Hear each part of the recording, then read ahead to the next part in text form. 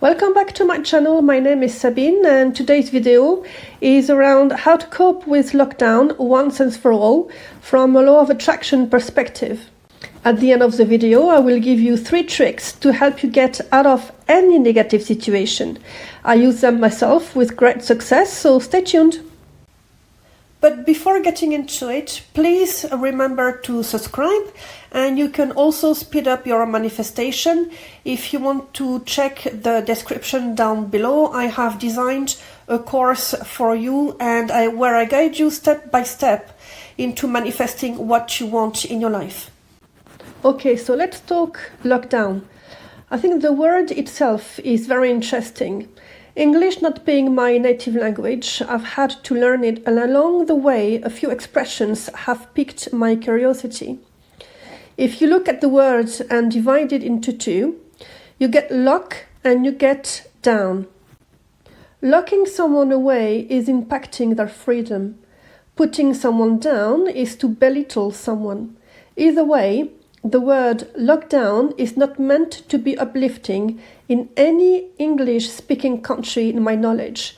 Therefore, in our mind, the word itself means that something is wrong, and worse, that we are under threat. The thing is, when we are under threat, we are on survival mode.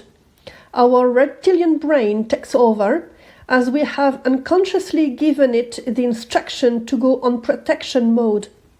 And when you feel threatened over a long period of time, there is a whole set of behavior that changes. Stress starts settling in.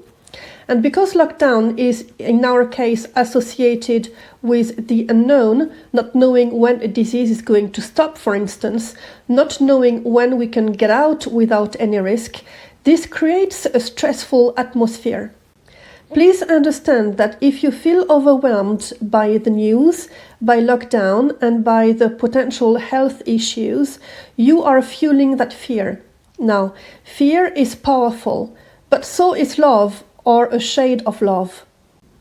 The thing is, without going into details, let's remind ourselves that manifestation is activated once a situation gets emotionally charged through fear or love and is thought to be true. As a consequence, placing your attention on lockdown or on potential health issues might not be the best course of action. First of all, you need to understand that there is a before, a during, and an after in a crisis. What I mean by this is that a crisis is usually temporary. Oftentimes, we focus on the crisis itself and we get overwhelmed by its impact, especially if we are hardly hit by it. Right now, we all face a crisis related to our health, but a crisis doesn't have to be a global shock before impacting us.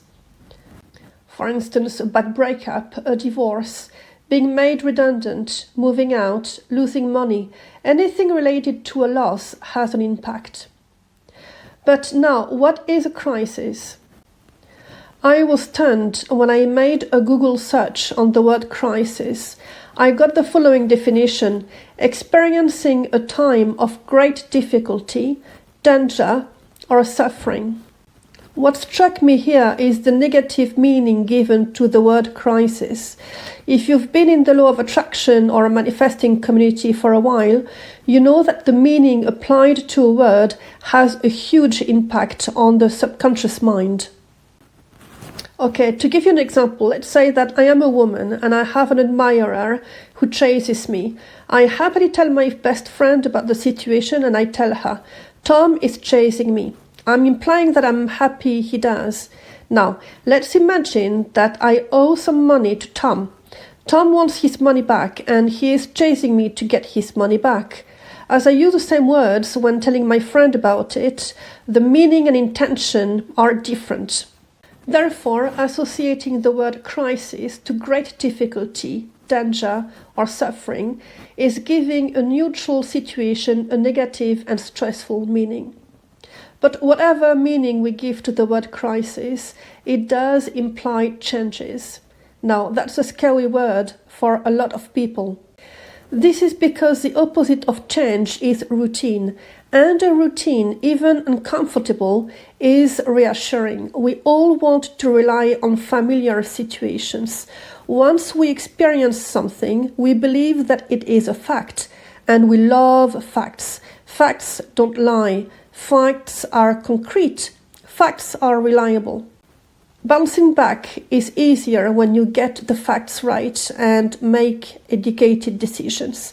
You want to ensure that your decisions will have a positive influence on your future. You certainly do not want to have to create a new routine every month.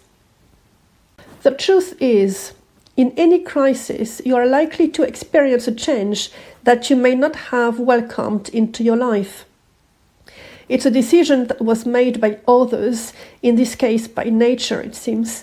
So it's always more difficult to sail through a situation if you resist it. Instead, remain open to possible actions you can take to facilitate the transition and come out victorious, and with a real sense that you have grown and improved within yourself in the interim. The fact is that there is a crisis and you can't avoid it. Your response to it will determine how you experience it and will also shape your future. Yeah, all of that. Without jumping into manifestation, let's just say that this might have been the situation that a few people were waiting for in order to place their life and happiness as a priority. As previously mentioned, in the disruption, there is a before, there is a during and an after. Before disruption, you had your routine. During a disruption, you assess your routine and adjust it to respond the best you can to the disruption.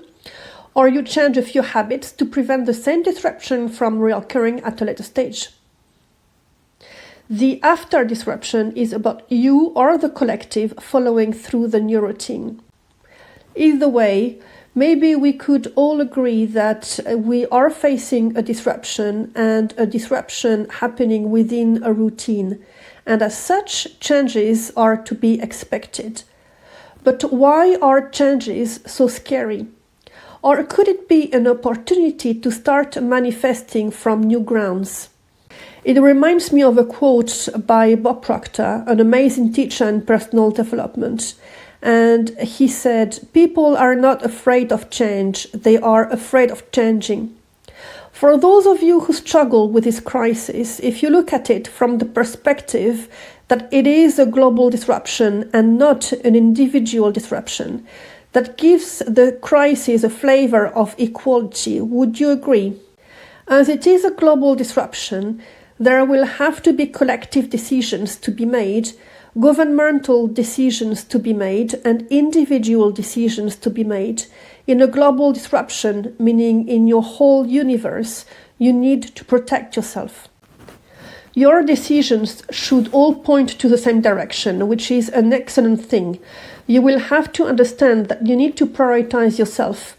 If you want to protect others and take care of others, you need to be equipped to do so. You are in a position to help others when you yourself are good. Now, considering that your priority is to get out of the situation, let me give you 3 tricks in this video. Now, whenever I face a difficult situation or a challenge, I usually use myself those 3 tricks in order to move on victorious from any kind of negative situations, and they usually work very well for me. Sometimes it takes a few hours, sometimes it takes a few days, but it rarely goes beyond a few days. Trick number 1 is to acknowledge what is going on and express any negative emotion associated with it. You can list how this has impacted your life and how this makes you feel. If you need to cry, cry. You are a soul having a human experience, and so having human emotions is a healthy thing to do. Once they're out, it is easier for you to move on. Just don't dwell on your situation for too long. Acknowledging it once and for all is a very good way to move on. If not, the pain can become your new routine to the point of being addictive, getting out of an addiction is far harder than moving on from a situation. I'll give you one of my tricks when I need to face a negative situation. In order for me not to dwell on it, what I do is that I try to see the positive in it. So, for instance, in our case with lockdown, you could say that if you didn't have time previously to think about yourself, now you have more time to prioritize you in your life. Trick number 2 is to set new positive goals for yourself. Now, as you understand that you need to prioritize yourself, this trick should come as an obvious option for you. This can be as small as listing what will be the first thing you'll be doing once this is over, to a major goal as far as moving country, getting closer to your SP, getting married, or whatever the case may be. Trick number 3 is to always watch where your attention goes once you're set the positive goals for yourself. You will hear me say this over and over again, but once you face a challenging situation, watch your thoughts. Are you thinking about the situation and therefore repeating it? Or are you thinking about what you want and therefore shaping a new reality? I hope this video will have helped you understand how you can cope with lockdown, and till next time, I wish you a great day and happy manifesting.